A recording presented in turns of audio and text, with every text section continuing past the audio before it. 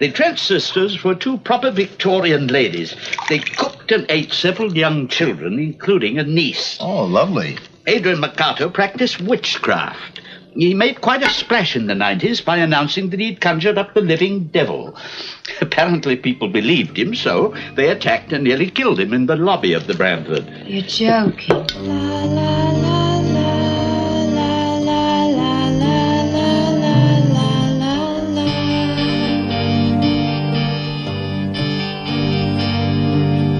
Fala aí galera, mais um episódio na área. Este é o número 178 dos áudios na nossa galeria.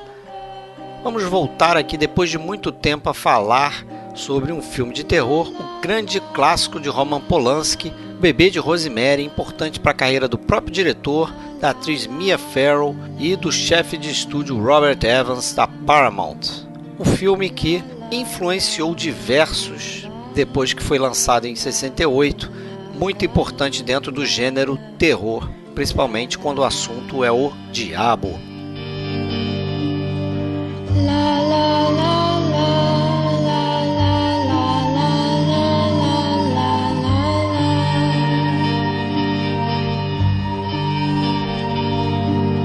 Pessoal, se você quiser mais informações sobre o cast, acesse filmesclassicos.com.br. Se quiser procurar nossos áudios em outros agregadores, vá no iTunes, no Spotify, Google Podcast ou qualquer outro agregador, basta procurar por podcast Filmes Clássicos.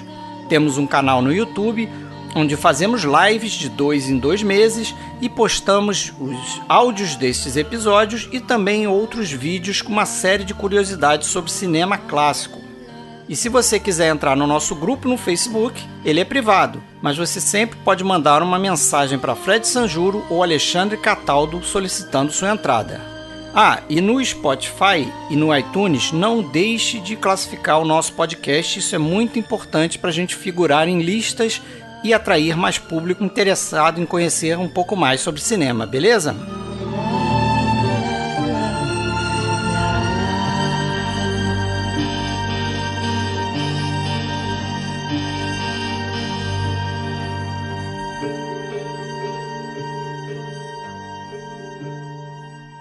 Então, pessoal, falando agora de Bebê de Rosemary, vamos entrar na conversa aí no bate-papo. Começa mesmo o podcast.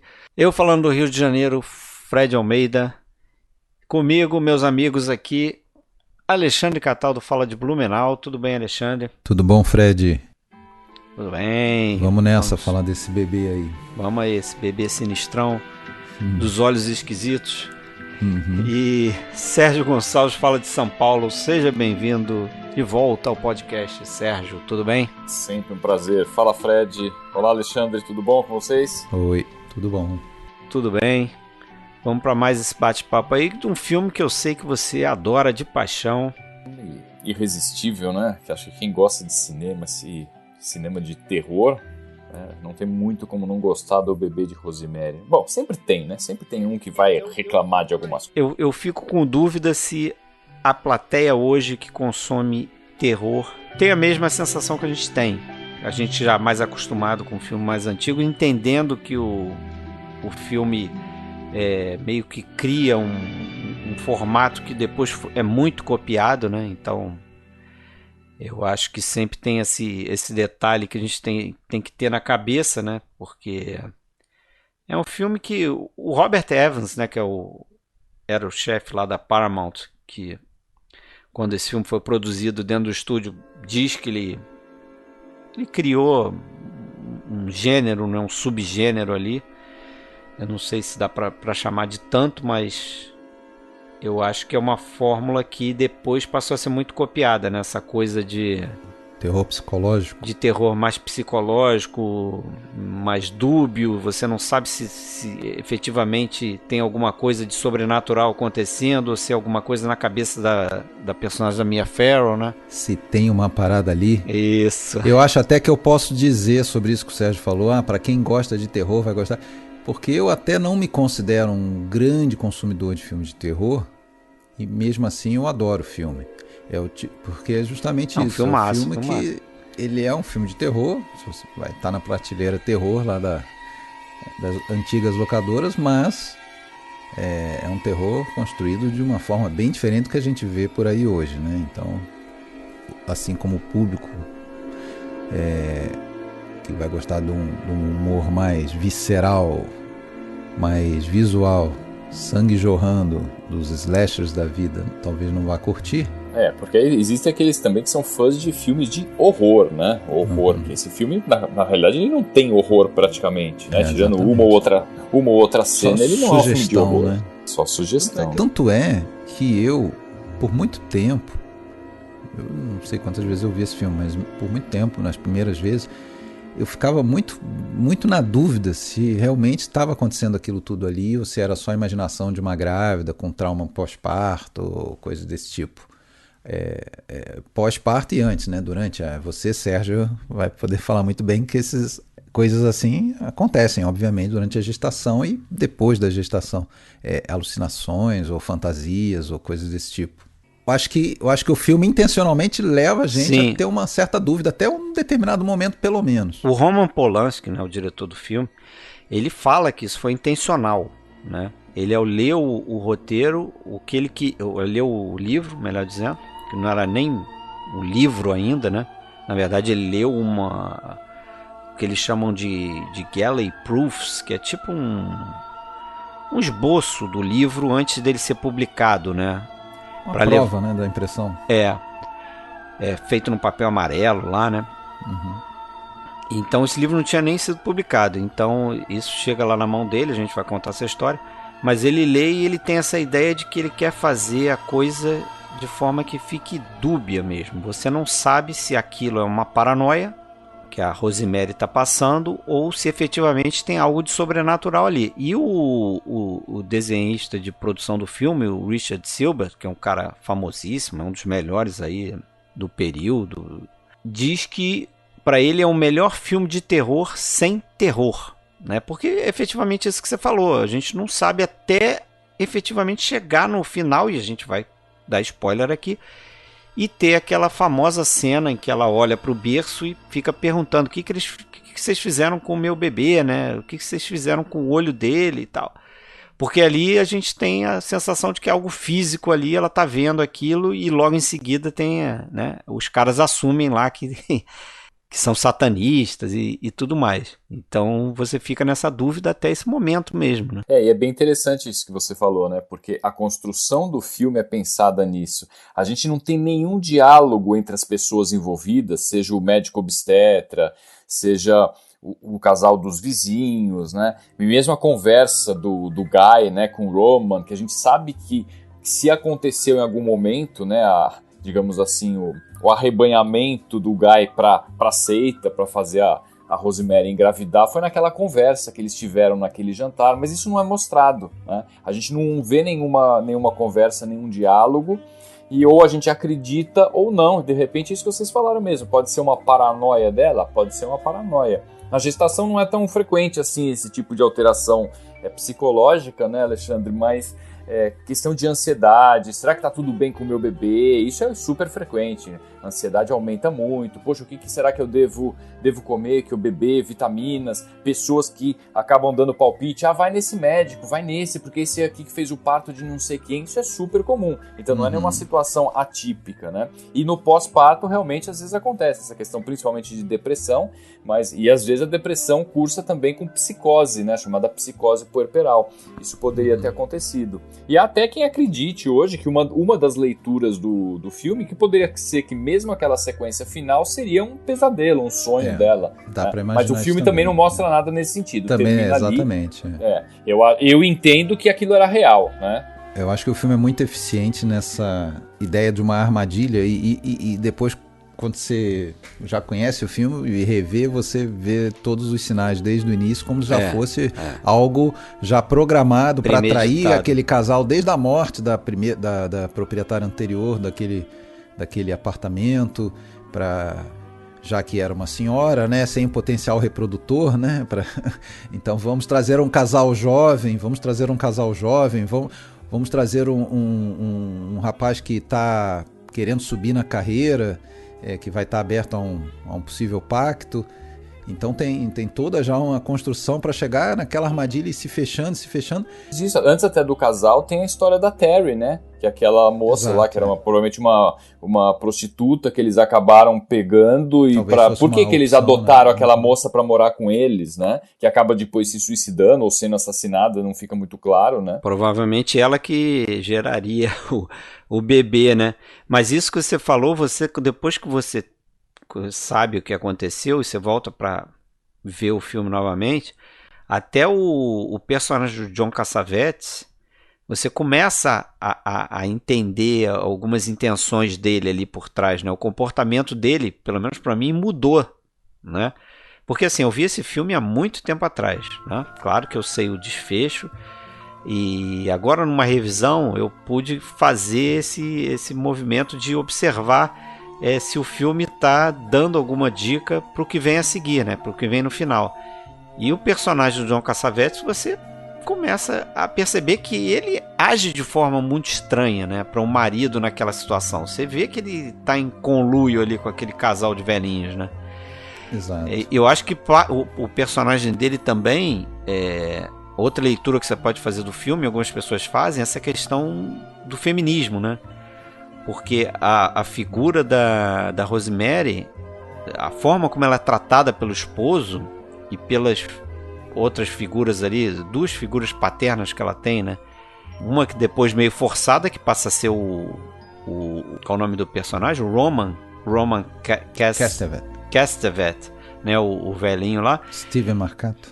Isso. E aquele amigo do casal, né? Que acaba falecendo depois e tal, que é o cara que acaba deixando o livro, né? O Hutch, que é o Maurice Evans. Agora, eu acho que o filme tem muito... Dá para interpretar muito o filme em contraposição a esse momento, né? E a gente já falou disso recentemente na live, inclusive, da Nova Hollywood. É um momento de choque cultural, então... Acho que era um momento propício para esse filme, né? Porque ali a gente tem a própria personagem da Mia Farrow, né? A Rosemary, é meio que um símbolo, assim, né?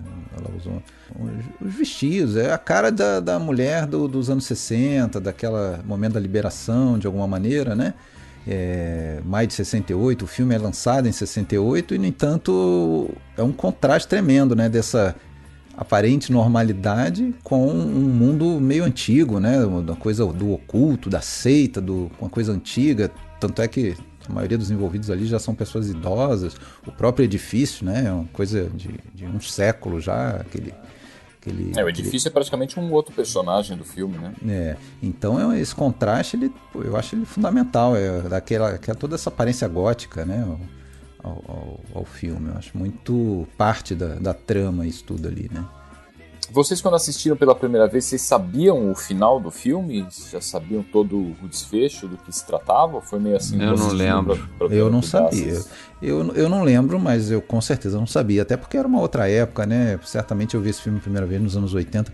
Era uma época que a gente tinha, assim, como pesquisar, assim, no máximo eu via aquela sinopse lá que saía no jornal que não ia dar o spoiler. Se tivesse lá os cineminhos da vida, você saberia, como eu sabia o final do Psicose, né? Psicose é um filme que eu fui ver já sabendo... sabendo o final. Mas esse eu realmente não lembro.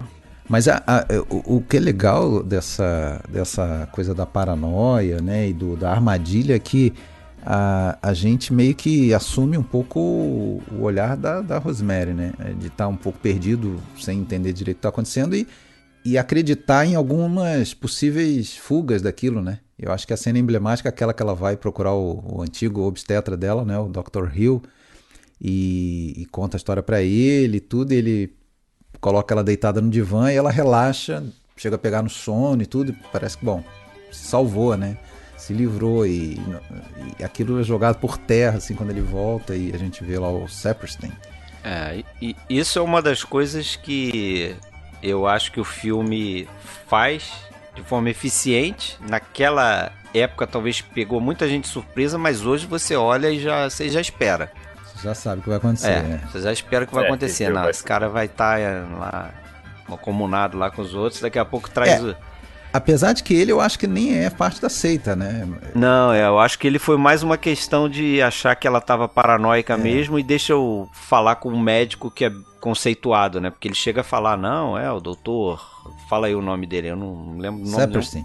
Saperstein, isso, não lembro o nome de nenhum dos personagens, só da Rosemary. O personagem do Ralph Bellamy. Que, aliás, é outra coisa legal, assim, nesse filme, que ele aproveita uma série de atores antigos, né? Da Hollywood antiga, e não gratuitamente, assim, para justamente dar esse ar, né? De coisa antiga. Diz o Roman Polanski que ele queria, a ideia dele era justamente trazer vários atores veteranos de Hollywood, só que ele não sabia os nomes.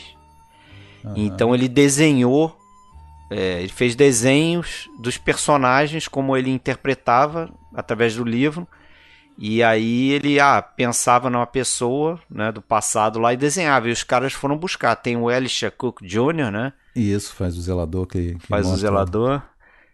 Tem o Ralph Bellamy, tem o Maurice Evans, e tem Sidney Blackman. Esse cara acho que era mais de teatro, mas tem uma moça também A Hope Sanders, a Patsy Kelly. Essa Patsy Kelly também. Então, atores veteranos, né, que participaram. O Charles Grodin era o primeiro papel dele, né? O cara que vai fazer alguns filmes aí na década de 60, 70, vai ter um certo sucesso. Hoje totalmente esquecido, né?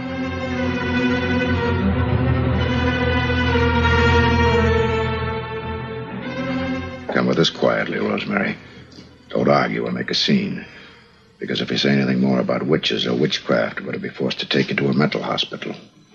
You don't want that, do you? So put your shoes on. Mas vamos contar como é que essa história surgiu aí.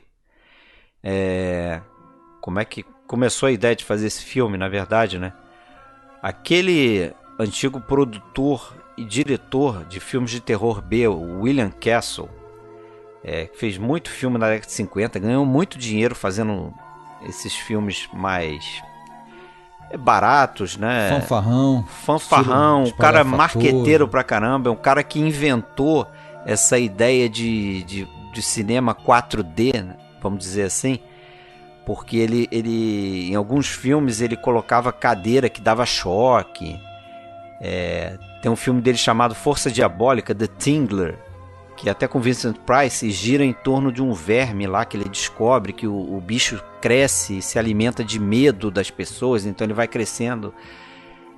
E aí toda vez que aparecia o bicho dava um choque na cadeira das pessoas no cinema e tal. É um cara que tinha um filme lá que ele vendeu a pólice de seguro, caso você morresse de medo, né? Se você tivesse um infarto vendo o filme. Quer dizer, um cara super marqueteiro. Cara de pau não tem limite. Ganhou muito dinheiro com isso. Ele dirigiu a Casa dos Maus Espíritos, né? Que acho que é o mais famoso, isso, né? Isso, House on Haunted Hill. Dirigiu uns filmes no ar B também, né? E ele foi produtor do A Dama de Xangai, produtor executivo. Então, assim, é um cara envolvido com produção e direção também, né? Dirigir esses filmes. E ele leu lá aquela primeira impressão lá do livro antes de ser publicado, né? Isso, ele leu, ele ficou sabendo de uma história que o Hitchcock teria recusado fazer o filme. Também não se sabe se isso foi verdade ou não, mas disse que isso é lenda, né? Mas eu acho que ele acreditou. E aí ele leu, gostou, achou a típica história pra ele e foi buscar dinheiro, né? Aí ele ficou sabendo do Robert Evans, que acho que tinha assumido a Paramount ali alguns anos antes. Levou o livro pra ele com a intenção de dirigir o filme, né? Mas uma das coisas que o Robert Evans botou como condição é que você não vai dirigir o filme. Porque o Robert Evans tinha... Você não. Você pode produzir o filme, mas você não vai dirigir, né? Porque conhecia o histórico dele. E o Robert Evans já tinha na cabeça chamar o Polanski, porque ele tinha visto o Repulsa ao Sexo, já tinha visto Dança dos Vampiros também, gostava achava que o Polanski era um cara certo para vir para os Estados Unidos e filmar, né? Lembrar que é o primeiro filme do Polanski nos Estados Unidos. Sim. E aí foi nessa batida aí, né? Eu acho que é um filme que a gente tem que falar, é um filme importante para pelo menos 3 pessoas que vão ter sucesso ali em Hollywood, né? Umas mais, outras menos.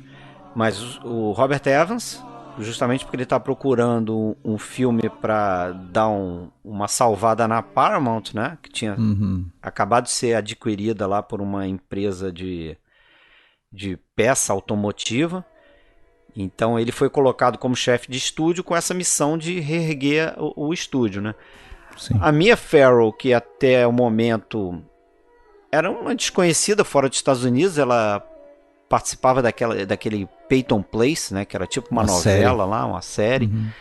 Então ela era conhecida nos Estados Unidos por fazer televisão, mas no cinema ela não era famosa. E o Polanski, né?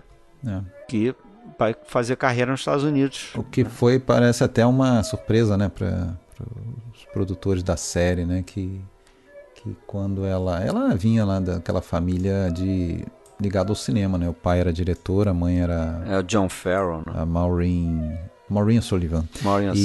E colocaram ela na série num papel que não era o principal, né, tinha uma outra atriz, que eu não lembro o nome agora, que era, vamos dizer, para ser a protagonista. A protagonista, ou uma até mais assim, mais sex symbol. E, no entanto, ela que ficou mais popular, e o papel dela... E ela tinha ali por volta de 18, 19 anos.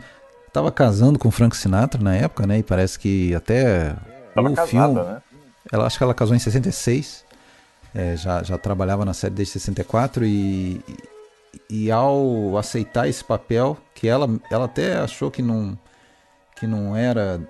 grande coisa, né? Quando ela leu o roteiro, o Frank Sinatra leu também e tentou dissuadi-la de aceitar. Mesmo assim ela aceitou, e isso aí meio que sinalizou também o fim do relacionamento deles, né? O Sinatra, ele estava fazendo um filme na época chamado A Lei é para Todos, né? The Detective.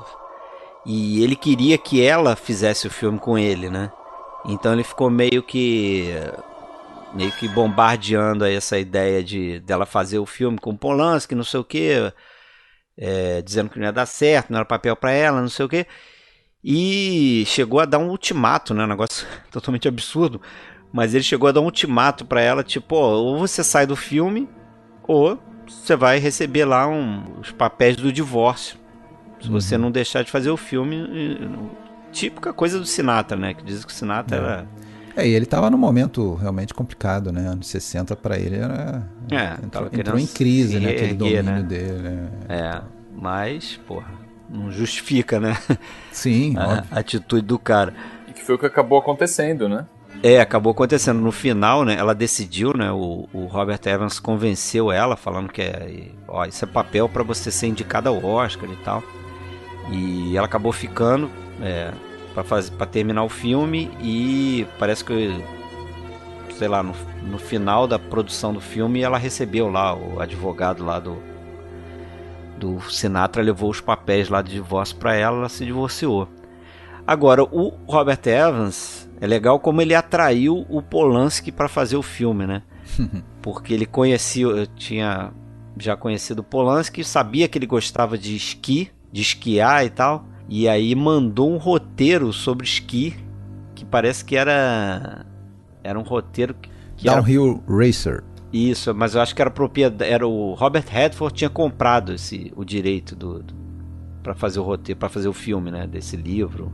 E aí mandou para ele esse roteiro e mandou junto o livro, né, essas impressões aí, esse Galley Proofs do Bebê de Rosemary. E aí falou para ele, tem um roteiro aqui sobre esqui, mas eu quero que você leia primeiro esse outro aqui. Aí ele, tá bom. Aí pegou para ler, começou a ler, achou o livro uma besteirada, assim. A descrição dele era tipo, parecia uma novelinha, né? Um filme da Doris Day e tal.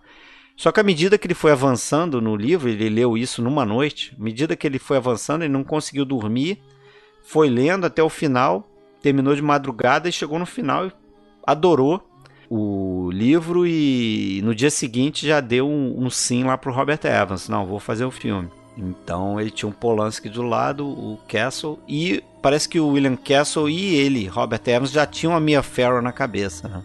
O Polanski que não gostou muito da ideia, ele queria uma outra atriz, ele queria uma atriz mais... esse perfil mais americano. Tuesday Weld, que era amiga da Sharon Tate. Da Sharon Tate, que era esposa dele, né? Era noiva, sei lá, eles iam casar, eu acho. E o próprio Polanski acabou escrevendo o roteiro, né? É. Que até o próprio autor, né? Ira Levin, que é que chama? Ira Levin. E acabou falando que foi super fiel e que dizem que ele acabou sendo tão fiel assim ao livro porque ele não tinha experiência em adaptação de livros e de romances e não sabia muito bem o quanto de liberdade ele poderia ter nessa adaptação. Então ele acabou mais ou menos transformando o que estava escrito no livro no roteiro, né? Parece que a primeira vez que ele escreveu, o primeiro roteiro dele, o primeiro draft tinha 270 páginas, né? Isso. Que aí daria um filme enorme, quase de 3 horas. E eles tiveram Mais de material 4. Né, de 4 horas, né? Um minuto por página, mais ou menos. O Ira Levin, alguns chamam ele de poeta da paranoia, né? Porque outros livros dele são nessa linha, assim, de criar de criar um mundo, destruir as aparências assim para ir revelando o que está por baixo, né? Eu acho que o mais famoso depois do Bebê de Rosemary é o Meninos do Brasil, né? Pelo menos a adaptação mais famosa aí de livro dele, Meninos do Brasil. Ele tem vários livros adaptados para o cinema, né? Ele fez um chamado The Stepford Wives, que é um filme interessante também, tem uma coisa dúbia, assim, de... Agora, o livro foi um best-seller, né? O Bebê Rosemary. Mas ele fez aquele Death Trap também, que é um filme que a gente já trouxe aqui, né? A Armadilha Sim. Mortal, que a gente trouxe no Dicas Triplas. Aquilo é um romance dele também, esse. Né? Christopher Reeve e o Michael Caine, né? Michael Caine, isso. Mas o livro foi um best-seller, ele foi publicado acho que em 67 mesmo, né? Que foi quando o filme foi rodado. E em menos de um ano já tinha vendido milhões de cópias. 2 milhões. Deve ter 300. ajudado bastante o filme também, né? Porque o filme fez um sucesso. Mas o filme, mesmo no filme eles tiveram um problema, né, na divulgação, porque era um pouco complicado pela temática, como divulgar um filme sem contar, né, sem ser um spoiler e falando, olha, isso aqui é um filme de terror, né, um filme que chamou Bebê de Rosemary, porque é uma campanha complicada mesmo, né. Curiosamente, eu estava perguntando naquela hora se vocês já sabiam do final do filme, sobre o que era o filme. Eu sei dessa história desde que eu era criança, porque minha mãe sempre conta essa história de quando ela tinha, na época, minha mãe devia ter uns 17, 18 anos por aí. E uma vez foi com as amigas da escola, né, do lado do colégio, vamos ao cinema, Bebê de Rosemary e tal. E ela achou que fosse um filme bonitinho, assim, sobre uma moça que engravida e vai ter um bebê. E ela ficou traumatizada com essa história. E ela contava que o bebê, no fim, era filho do demônio e tal. Então, eu já sabia desse Bebê de Rosemary, quando nem tinha idade pra assistir, eu já sabia que esse era um filme complicado. Aí o que você fez? Vou ser obstetra. E aí eu não vou me lembrar o nome agora, não sei se vocês lembram o nome da pessoa que bolou esse famoso cartaz, né? Não lembro. O cartaz eu acho esse genial. E disse que ele falou assim, olha, eu vou desenvolver a campanha, né? Como que a gente vai divulgar, né, com o cartaz, a campanha. Se você gostar, eu vou cobrar $100 mil, senão você não precisa me pagar nada, né? E ele fez aquele cartaz e só escreveu aquela frase, né? Pray for Rosemary's Baby. Então, tem cara que é genial, realmente, né? O cartaz, pra quem não sabe, é o cartaz onde tem um carrinho de bebê em cima de um morro, né? Numa montanha e, assim, tem uma imagem, né, do rosto da Rosemary deitada, sobreposta sobre o carrinho do bebê. E é um fundo verde e tal. Fundo verde, isso. Tem no IMDb, quem quiser dar uma olhada. É um belo de um pôster, né? Muito bom. E o Polanski, de onde que ele aparece mesmo? Fala do background dele aí pra gente, Fred. Não, foi como eu falei, ele foi chamado com esse roteiro do esqui, né? Mas ele, na época, ele já tinha feito... Mas é um cara polêmico, né? É um... Analisando como um todo, assim, né? Sim, depois ele vai ter problema, né, de ser acusado de estupro, né, Não que isso tenha relação com o filme, até porque foram eventos posteriores. Isso foi depois, né? O assassinato da esposa. O que ele traz de antes é que até algumas pessoas veem, chega a ter uma crítica, não vou saber o nome dela agora, que diz que todos os filmes dele carregam um pouco essa coisa da claustrofobia, da paranoia que ele traz lá do fato de ter vivido no gueto, né, em Cracóvia, e a mãe perdeu o contato com a mãe, e depois só que ele soube que a mãe tinha morrido em Auschwitz. Então isso tudo foram experiências que impactaram, então às vezes também tem que ser consideradas, né, na filmografia, desenvolvimento, né, da persona dele, né, com todas as coisas que vieram depois. Mas antes ele tinha feito o quê? O Faca na Água, né, que é o primeiro longa dele, ainda na primeiro, Polônia, né? Primeiro longa dele, né? Acho que ele fez curta antes. Mas depois ele faz o Repulso ao Sexo, ele faz o Armadilha do Destino, né? Aquele cul-de-sac. E faz o Dança dos Vampiros, né? Acho que são 4 filmes que ele faz, longa-metragens. Na Inglaterra, né? Os últimos ali, não foi? Isso, os 2 últimos na Inglaterra. Dança dos Vampiros e esse Armadilha do Destino são ingleses, né? O trabalho dele de direção é fenomenal, né? Naquilo até que vocês falaram, acabei não comentando na hora, que a gente acaba vendo pelos olhos, né, da Rosemary, toda essa questão da dúvida, o que está acontecendo, o que não está. Ele faz bastante uso de câmera subjetiva nisso, né? Justamente para colocar a gente do lado aí da Rosemary, tendo as dúvidas que ela está tendo. Tem várias cenas gravadas em plano único, né, que passam um realismo muito grande. Inclusive aquela cena dela atravessando a rua, dizem, né, lá no final, depois que ela vai no meio dos carros, dizem que aquilo foi realmente filmado com o Polanski segurando a câmera e falou, pode ir andando que ninguém vai atropelar uma grávida. E ela foi andando assim no meio do trânsito mesmo. Não sei se isso é uma lenda que ficou tão boa que acabou todo mundo acreditando. Eu né? acho que não é lenda, não. Mas... E disse que ele repetiu aquilo algumas vezes, assim, né? Mas você imagina. Não foi uma tomada só, não. E nessa linha da câmera subjetiva, eu sei que a gente não vai detalhar essa cena agora, mas a sequência final, né? Quando ela passa pela passagem secreta ali dentro do armário e vai lá dentro do apartamento dos Castevet. E tá tendo aquela celebração, né? Do neonato. O filme todo é contado como o ponto de referência, né? Sobre o olhar dela, tanto é que ela está em todas as cenas. Algum de vocês leu o livro? Conhece o livro? Não. Porque, eu não cheguei a ler. Mas pelo que eu li sobre o livro, é em primeira pessoa, realmente, a narração, né? E, naturalmente, ela está presente em todas as passagens do livro, né? Eu não me recordo se no filme ela está em... Não, ela está em todas as cenas. Todas as cenas? Então, acho que não tem nenhuma cena em que ela não está presente. É porque é tudo sobre a visão dela mesmo. Sim. Né? Então, não tem nenhuma quebra disso. É assim mesmo. E acho que é por isso é uma das razões que o filme funciona, né? Nesse sentido de você não saber se é parte de uma paranoia ou se realmente tem alguma parada ali. E ela tá muito bem, né, no papel. Ela faz assim... Eu acho assim, não tem nenhuma cena forçada, ela passa aquela inocência, ela é uma vulnerabilidade, né? Ela é... Pois é, eu acho que ela tá perfeita no papel, porque se ela não tivesse, se fosse alguma atriz ou uma interpretação que não convencesse, não teria todo aquele impacto, porque a gente acaba criando uma imensa empatia, né? E isso é fundamental nesse filme, a empatia que a gente cria por ela, antes até de engravidar, depois engravidando e ficando naquela angústia junto com ela. Aquela sequência final é um soco no estômago agora que entra, que a gente tá naquela dúvida. Eu fiquei refletindo dessa vez, né, ao rever o filme, não sei qual foi a vez que eu revi, mas eu fiquei refletindo, falei, o que seria esse filme se de repente ele terminasse deixando dúbia a situação? Poxa, será que era? Será que não era? Se não tivesse aquela sequência final, perderia muito da força. Seria interessante, porque continuaria sendo um filme psicológico, mas perderia muito da força. Porque assim, eu lembro a primeira vez que eu assisti, a hora que ela entra ali, começa a ver aqueles quadros, chega naquela sala, tá todo mundo lá, inclusive os vizinhos que ela achava que estavam viajando. E o berço tá de preto, né? Aquele berço preto com o crucifixo invertido em cima, já entregou. Já arrepiar, né?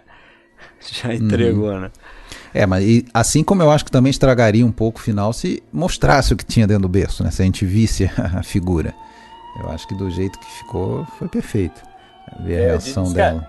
Disse que a ideia inicial, acho que o William Castle, acho que a ideia inicial era mostrar, eles tentaram pensar, mas o próprio Polanski falou, não, nós não vamos mostrar, e foi realmente a escolha mais acertada, né?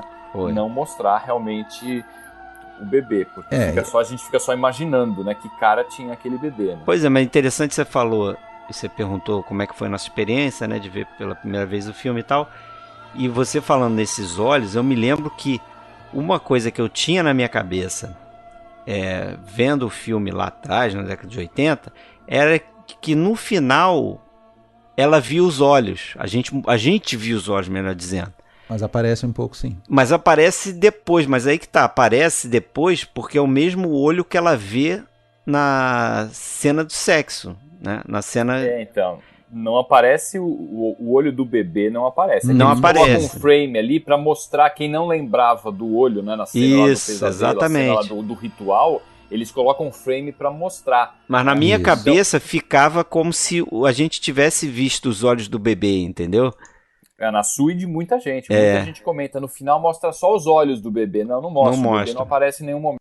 Mostra depois que ela vê os olhos e que ela questiona lá o que fizeram com os olhos dele, não sei o que, e que ela tá naquele meio, né, ela tá ali meio que surtando ali, perdendo a razão, aí mostra justamente esse plano dos olhos que a gente associa com o plano dos olhos da besta que aparece quando tem lá a cena em que o bebê está sendo Da concepção, né, do ritual. concebido. Esse. Fred, você tinha dito que o Castle e o Robert Evans queriam já a Mia Farrow e o Polanski foi contra e tal, mas eu acho que eles tinham razão e o Polanski não, né? Porque é aquilo que você falou também, da vulnerabilidade, da fragilidade dela. Se fosse uma atriz mais sexualizada ali já de início, né? Mas ele acabou sendo convencido depois que encontrou ela, assim, no primeiro encontro com ela e tal, na primeira reunião, ele falou, não, ela parece certa pro papel. No papel do John Cassavetes, aí foi ideia do Polanski, que parece que eles queriam o Robert Redford, né? E... sei lá, eu não vejo muito Robert Redford nesse papel, assim, né? Até Jack Nicholson chegou a ser cogitado, mas acharam que ele era tinha um ar muito sinistro pro papel. Que a gente deveria entregar ser um cara muito, com né? Isso, exatamente. E aí o Polanski conhecia o John Cassavetes, né? Achava ele um bom ator e sugeriu o John Cassavetes. Acabou sendo o Cassavetes, mas parece que conforme as filmagens foram acontecendo, o Cassavetes e o Polanski tiveram lá os seus problemas. O Cassavetes não era fácil, de né? relacionamento. E o cara sendo diretor também, né? É complicado. Ele tem a ideia dele de como fazer a cena, né? E diz que ele queria muito. Ele queria ter muito mais liberdade, né? Pra andar, pra fazer um pouco de sair do improviso. roteiro, né? O Polanski trabalhava diferente. O Polanski era um cara mais que seguia o roteiro mesmo, né? O Cassavetes um pouquinho depois fez um filme nos Estados Unidos, foi rodar nos Estados Unidos com o Giuliano Montaldo, aquele diretor do Saque Vanzetti, e na biografia do Montaldo ele diz que eles chegaram às vias de fato no set, assim, que teve que ter todo um trabalho de convencimento para o Cassavetes não ir embora, assim, e pedir desculpas e ficar, porque o cara não era fácil. O bicho pegou mesmo. O William Castle, ele faz uma ponta no filme, não sei se vocês sabem, né? Quando ela tá na cabine telefônica, isso, que tem um cara que para de costas na frente da cabine e ela fica suspeitando que alguém que aceita enviou e tal. Depois ele se vira de frente, dá um sorriso pra ela, aquele cara é o William Castle. Aquele charuto no canto da boca. Interpretando ele mesmo ali, né? Sim. Praticamente. Tem vocês já citaram aí o famoso edifício, né? O Dakota, que é o edifício onde o John Lennon morou, né? Com a Yoko Ono e tal, e onde ele foi assassinado, né? Foi assassinado em frente ao prédio. E essa questão aí, a gente pode até falar um pouco mais, porque esse é um desses filmes que tem toda uma questão de histórias ao redor, de como sendo um filme amaldiçoado. Várias pessoas passaram por dificuldades, umas mais, outras menos, de diversos tipos, pessoas ligadas ao filme, né? Então, o mais famoso, evidentemente, é o caso do Polanski, né? O Polanski era noivo, não sei se ele já era casado com a Sharon Tate, quando ela foi assassinada, acho que foi um ano depois, né? 69, Um ano, né? 69, um ano grávida depois também, do filme, assassinada grávida numa festinha que ela estava dando em casa. O Polanski acho que estava na Europa fazendo um filme. E ela foi assassinada por aquela seita lá chamada Família, né? Entre aspas, todas as aspas, do Charles Manson. Que é a história que todo mundo já conhece atualmente por causa do Era uma filme vez em Hollywood, exatamente. É, Era o Uma Vez em Tarantino Hollywood. salvar, né? Evitar que isso acontecesse, né? No filme dele, não era Uma Vez em Hollywood.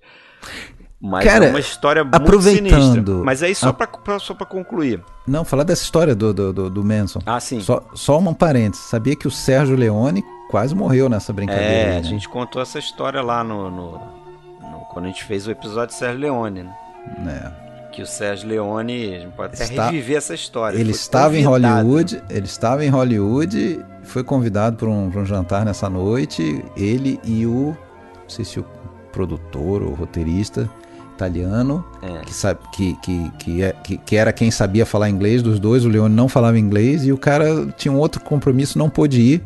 E ele também não por- queria ir porque ele não falava inglês, né? Ele ia ficar Ele não quis ir deslocado, sozinho. né? Isso, e se salvou. Você Ela salvou.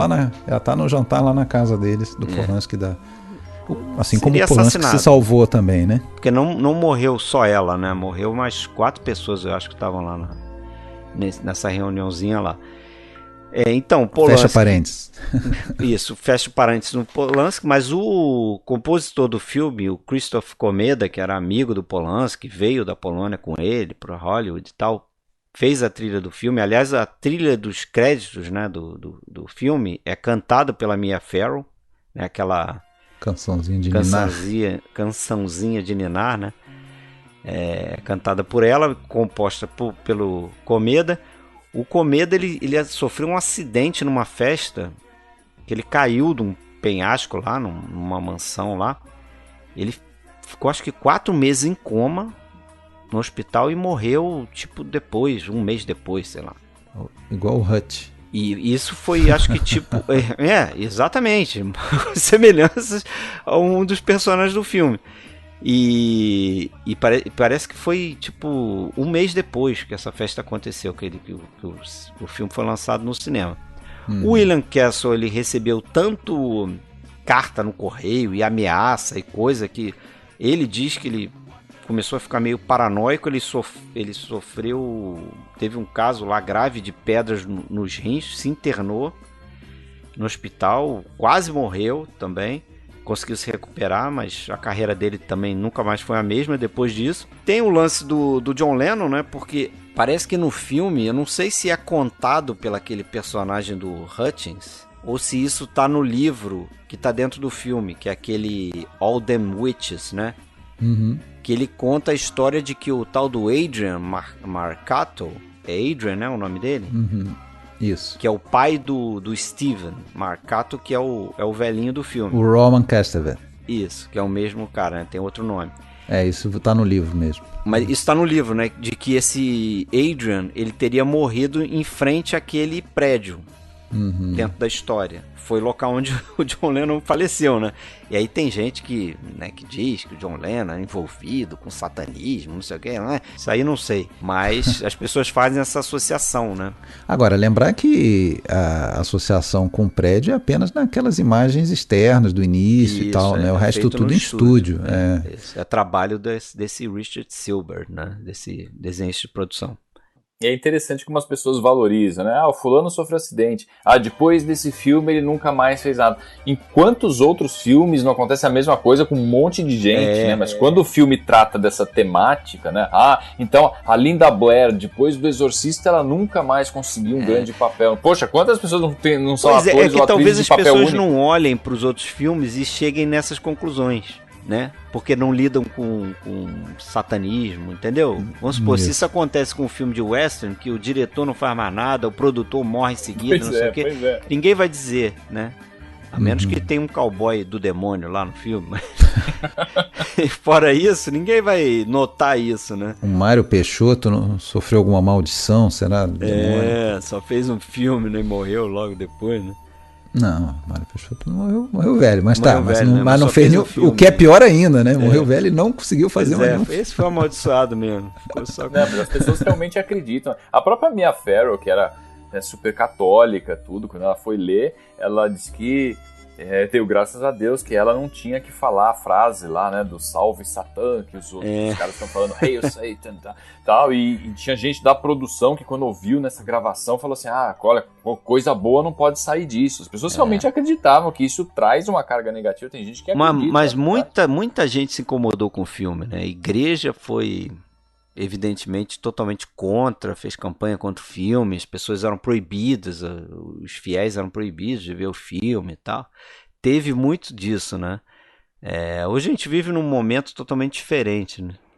Não, e não era uma temática, se a gente for analisar os filmes de terror mais antigos, a temática assim do diabo em si não era tão frequente. E não era levada a sério como é nesse filme. Pois é, foi sério. E aí depois vieram, né, que eles falam que são os 3 principais, né? Que depois veio o Exorcista e a Profecia, que tratam de uma forma mais séria, por assim dizer, né? Mas foi esse filme que trouxe o tema, né? Eu acho que é isso voltando ao que eu falei no início, acho que é isso que o Robert Evans diz que eles criaram um gênero, que eu acho que é esse filme do diabo sendo levado a sério, vamos dizer assim, né? Porque antes tinha, claro, menções e outras abordagens em filmes menores, né? Mas, pô, esse é um filme é um filme grande da Paramount, tanto é que ele concorre a Oscars, né? Ganha o Oscar, né? A Ruth Gordon, que a gente não fala o nome dela, mas que fez lá o Harold and Maude, né? Faria depois, depois, então eu mais acho famosa ela por esse sensacional no filme, bem merecido o Oscar dela. Ela ganha o Oscar e ela tá na sequência do filme, né? Nessa sequência que fizeram pra TV chamado O que Aconteceu com o Bebê de Rosemary. Vamos usar um termo, Fred, vamos usar um termo que o cantor Lobão ele gosta de usar muito quando ele quer falar alguma coisa. Ele fala o seguinte, então, alguns anos depois, em 76, cometeram uma sequência desse filme chamado O que Aconteceu ao Bebê de Rosemary. Foi cometida essa sequência, né? Pra quem quiser se arriscar a ver, tem no YouTube. Eu vi um pedacinho, é muito ruim, muito mal interpretado. O garoto, né, o filho da Rosemary, já tá com 8 anos e tal. E a história segue daí. Tem o Ray Milland pagando um mico ali, como no papel do Castevet, né? Roman Castevet. E tem a Ruth Gordon, né? A Ruth Gordon tá também ela nesse repete filme. o papel, É interessante que esse filme foi dirigido pelo Sam Austin, que foi o editor, né? Que fez um belo trabalho aqui, né? No Bebê de Rosemary. A montagem desse filme é muito... O ritmo, eu acho ele perfeito, assim. Não tem uma parte que a gente fala agora ficou monótono, o filme perdeu, sabe... Perdeu o ritmo, a tensão. O trabalho dele é magnífico, né? E ele te mantém naquela mesma ideia, né? Agora, eu acho bem legal, assim, essa dramatização que o filme faz das relações dela, né? Com todo mundo que está em torno, assim, dentro do casamento, em relação aos vizinhos, em relação aos médicos... E como que ela vai sendo aprisionada, né? Como que ela vai sendo subjugada aos poucos, né? A gente vê no início lá, o casal chegam a transar lá no chão da sala, sem móveis ainda, aquela coisa do romance, e como que isso ele vai mudando, né? E depois também aquela intromissão da vizinha, e já de cara ela sente que tem alguma coisa... tem alguma parada ali, né? E ao passo que daí ele já está sendo sugado pelo lado negro. Então, na segunda noite ele já diz que vai voltar lá, todo animado, né? Para ouvir mais histórias. Acontece a gente já mais começa... ou menos aos 30 minutos, eu notei isso também, né? Que ali tem uma separação simbólica do casal até, né? Que ela tá num apartamento e ele tá no outro. Mas a gente não sabe o que está acontecendo no outro justamente porque o filme é contado a partir da personagem da Rosemary. Então ela não está lá, a gente não está vendo. Eu acho muito relevante a gente também pensar se realmente foi isso que parece ser a explicação oficial dos fatos, né? Ele aceitou fazer um pacto com o demônio, né? Para subir na carreira. Também pode ser, de certa forma, uma crítica à própria indústria, né? Do cinema, né? E as pessoas que vendem até a alma para tudo, né? Mas subir, né? A gente acha que isso acontece, né? Porque acontece aquele caso do ator que estava... Que receberia o papel que seria, né, que o personagem do John Cassavetes estava disputando, o ator fica cego de uma hora para outra. Tony Curtis. Né? Isso, aí tem essa coisa, né, que o Roman Polanski, ele conhecia o Tony Curtis, e o Tony Curtis era amigo da Mia Farrow, e ele estava no set visitando, e aí o Polanski teve ideia de, a gente vai fazer uma cena aqui que ela fala no telefone. Você pode interpretar esse ator, que ela liga para esse ator que teria ficado cego, né, para saber como é que tava e tal. Ela liga, na verdade, com essa desculpa de saber como é que tá, mas é para saber, para confirmar aquilo que ela tinha visto no livro sobre ter que ter um objeto. Isso, que pegaram vítima, dele, né? E ela acaba descobrindo. Mas ela, Mia Farrow, não sabia que era o Tony Curtis do outro lado da linha. Dizem, né, que dá para ver que ela fica meio assim, ela percebe que conhece a voz, né? Depois ela vai falar pro Polanski, essa voz não me é estranha, eu conheço essa voz e tal, mas ela não sabia, então foi uma pegadinha ali, e a voz do Tony Curtis no telefone, quando ela fala. Só lembrando que no filme o Dakota não tem esse nome, é Branford, né? Branford. É outro nome.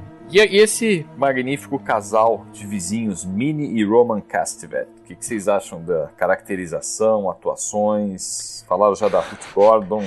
Você não gostou. Quando você pergunta assim é porque tu não gostou. Mas eu vou te falar que tem uma coisa que me desagradou mais no filme, que é o único probleminha que eu vi, assim. Não é nem questão de atuação. Maquiagem. Não te incomodou, figurino. Não? A maquiagem dela naquela fase crítica. A maquiagem dela, quando ela tá pálida, aquilo ali ficou muito fake. Tá parecendo um pedaço de giz que o cara muito fala. Muito fake. Depois eles dão uma melhorada. Eu acho que dá uma melhorada, você não percebe tanto. É porque ela para de tomar o suquinho, né? A vitamina das mas quando ervas. Ela tá tomando o suquinho, o rosto dela tá bem claro que é uma maquiagem. Acho até meio mal feito mesmo, porque tem uma linha aqui na testa dela, dá pra ver que não cobre tudo, entendeu? Mas fala aí dos velhinhos, Sérgio. Eu acho assim, são personagens inesquecíveis, né? Mas eu acho, assim, analisando, tentando achar alguns defeitos assim, no filme, eu acho um pouco caricatos demais, né? Isso, principalmente ele, eu acho. Não, ela também. Ela também, não só de maquiagem, era tudo caricato. Mas é um tipo de gente que existe, né? Sim, esses vizinhos que vão se... Roupas, maquiagem, e eles, há quem diga, né? Eles são, na verdade, um alívio cômico. Quando a gente já conhece a história, eu acho que deixa mais sinistro ainda, né? Porque você sabe o que eles estão fazendo ali. Né? Que não tem nada de cômico, né? Não tem nada de cômico, não é nada engraçado aquilo, né? De chocolate. Com um gostinho de giz, sei lá. Chalky taste. Pois é. Mas, sem dúvida, são personagens inesquecíveis, né? Ninguém esquece desse casal. Mas talvez tivesse sido uma coisa, sei lá... Sabe aqueles velhinhos mais doces? Talvez a coisa tivesse sido um pouco mais palatável. Assim. Hoje eu acho que incomoda um pouquinho essa forma caricata. Não me incomoda, não. Mas a gente já se acostuma, na verdade, né? não são só eles, né? Nas cenas em que tem os outros membros ali, a gente vê pessoas estranhíssimas. Tem aquele cara que depois dirige o carro quando vão resgatar ela do Dr. Hill lá. Aí leva pro carro, tem um cara que... O cara dá uma piscadinha pra ela. Esse cara já aparece nas cenas dentro do apartamento também. Esquisitíssimos, né? Aquela outra vizinha que a Minnie já leva pro apartamento. Como é que eu esqueci o nome da personagem. Mas é uma dessas atrizes antigas ali. É a Patsy Kelly. A Laura. E depois vai tomar conta dela pra dar o remédio. Vai tomar conta. Se você quer se incomodar com outra coisa do filme, por exemplo, um negócio que eu notei no roteiro, assim, que me pareceu estranho. Ver se eu entendi direito, posso ter perdido alguma coisa. Mas tem um momento ali que ela vai contar pro Saperstein que é uma pessoa que ela não confia, que ela já tava dizendo que queria mudar de médico. E ela vai contar pra ele que, descobriu o nome real dos amigos do Saperstein, né? Amigo do Saperstein. Ela fica esperando na sala de espera, né? Ela tá indo no consultório dele pra contar que descobriu que o cara é um satanista, é um filho de um satanista. O nome dele real é Steven Mercato. Quer dizer, você não confia naquele médico. Aquele momento é estranho mesmo. Esse médico é amigo da pessoa que você vai denunciar e você vai lá contar pra ele. Aquilo é meio... E foi essa pessoa que indicou o médico, né? Isso, exatamente. Você acha até que ali ela tá na sala de espera do outro médico, né? Isso, eu fiquei com essa impressão. Falei, pô, será que ela tá no Dr. Hill ou ela tá no Saperstein? Aí a secretária fala aquele negócio, né? Ah, ele tem esse cheiro também. Aí cai a ela se ficha pra toca. ela. Né? Ela se toca. E a gente fica até com vontade de saber que cheiro é esse, né? Porque fala, é tão citado no filme. a gente Ele não diz lá consegue o nome, sentir. né? Ele diz lá o nome do... Mas diz que é uma raiz, a raiz de Tanis, mas é um negócio que não existe, né? Foi uma coisa que foi criada no livro, que existe no livro, mas é uma coisa fictícia, não existe essa erva. Ah, bom, porque senão ia ter gente aí correndo atrás dessa raiz pra fazer... Vamos inventar se e vender. proteger. Raiz de Tanis do PFC. Sei Agora, lá. mas o quê? uma sequência que eu adoro desse filme, acho assim, impecável, que não envelheceu nada, é a sequência do ritual e dos sonhos, né?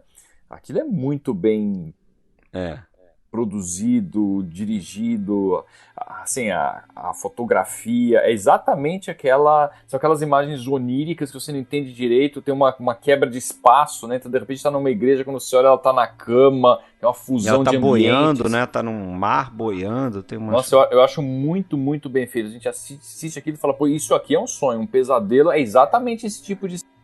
E aí a gente fica autorizado em se tratando de 68. Tem histórias famosas aí das viagens de ácido do Polanski e Sharon Tate. Então dá para fazer uma relação, né? Outro dia a gente viu aquele filme, qual era, Fred? Lá do Nova Hollywood. O que tem o Dennis Hopper também. Trip. Não, isso, The Trip. Viagem ao mundo da alucinação. Que é como se fosse aquela cena ali durante o filme todo. Uma viagem, né?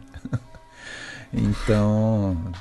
Tá coerente com o momento, né? Gente... Eu fico curioso para saber como é que essa cena é descrita no livro, né? Ah, sim, é verdade. Do sonho, né? Como é que será que o livro expõe isso pra gente? Pra mostrar, pra deixar na dúvida, né? Eu não sei se o livro também deixa isso na dúvida, né? O que acontece, porque se ele é narrado em primeira pessoa, o que ela lembra? Ela vai descrever um sonho, então deve ter uma descrição de alguma coisa, né? Mas o que fica claro ali, depois, pelo menos pra mim, depois que a gente entende qual é o final do filme, o que estava acontecendo com o filme, é que eles usam o personagem do John Cassavetes, né, pra receber o cramulhão e aí transar com ela, que acordada lá, ela desmaia, né? E aí depois ele acorda e ela fala assim, não, eu quis... Tá toda arranhada. Ela tá toda arranhada e fala, não, eu me excedi um pouco, mas... Eu não quis perder a noite. Aí ela, não quis perder a noite do bebê, né? Don't yell, I already filed him down. I didn't want to miss baby night. And a couple of my nails were ragged, and it was kind of fun in a necrophile sort of way. I dreamed someone was raping me. I don't know, someone inhuman. Thanks a lot. E naturalmente ela foi sedada por meio da mousse de chocolate, né? Tem um mousse de chocolate com um gostinho esquisito. Passadinho o mousse.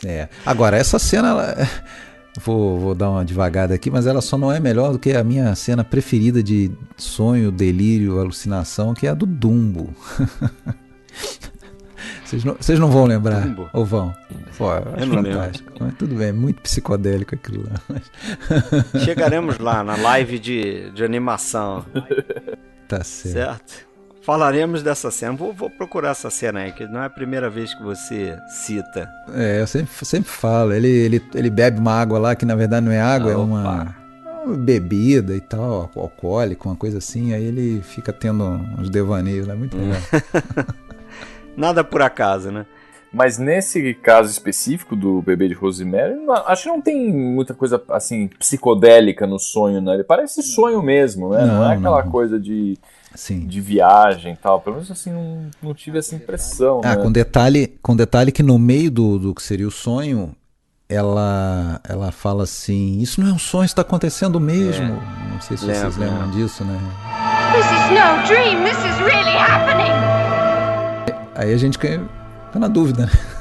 Não, porque vocês lembram, era pra ter comido todo lá o doce, a mousse de chocolate, mas ela coloca no guardanapo, então ela não é totalmente sedada e dorme. Então ela tá semiconsciente. Tem um nível de consciência ali. Ela eu pensei nisso também. Isso, ela acaba tendo alguns ela tem flashes, né? ali. Isso, ela fala, nossa, tá acontecendo, né?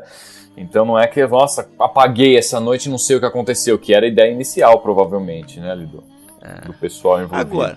Agora, eu desconfio, cara, que esse filme, eu não sei, tá? Tô chutando, tô inferindo isso. Deve ser um filme que o David Lynch gosta muito. Por duas razões. Primeiro que o casal de velhinhos, ele me lembra muito aquele casal de velhinhos do Cidade dos Sonhos. Não sei se o Sérgio talvez lembre melhor, porque o Alexandre não sei se reviu o filme tantas vezes. Não sei se o Sérgio também reviu, mas eu já vi algumas vezes. Mas aí tem no final, assim, no início também, né?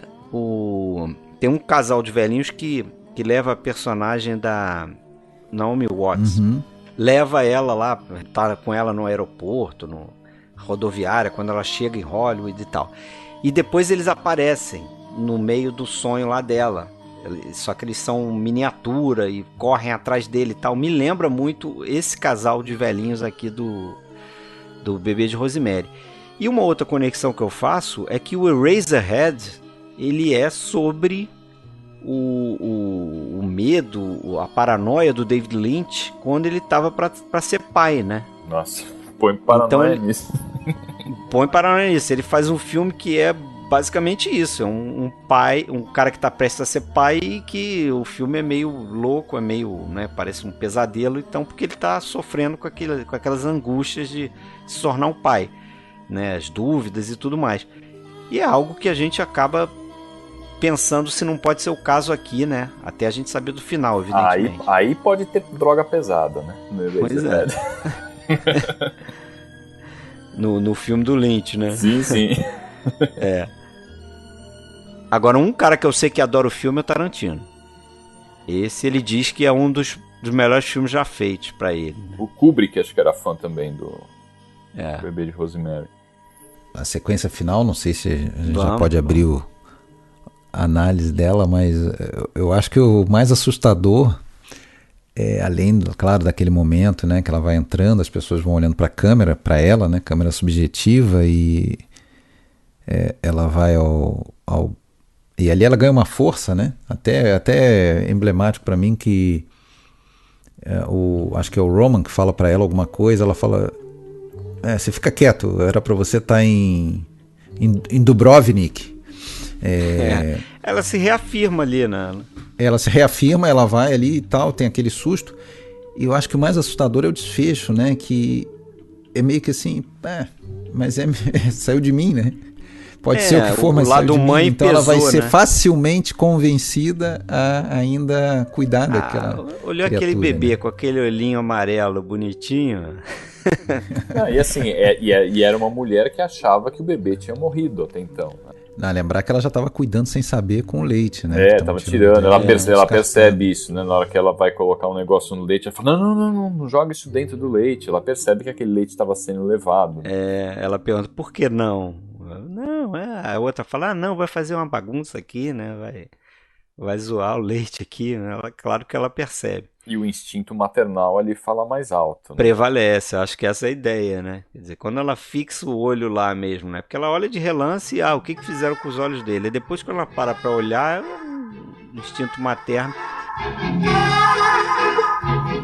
What have you done to it? What have you done to its eyes? He has his father's eyes.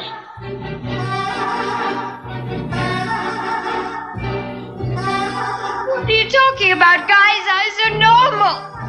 What have you done to him, you maniac? Satan is his father, not Guy. He came up from hell and begat a son of mortal woman. Hail Satan! Hail Satan! Satan is his father, and his name is Adrian. He shall overthrow the mighty and lay waste their temples. He shall redeem the despised and wreak vengeance in the name of the burned and the tortured. Hail Adrian!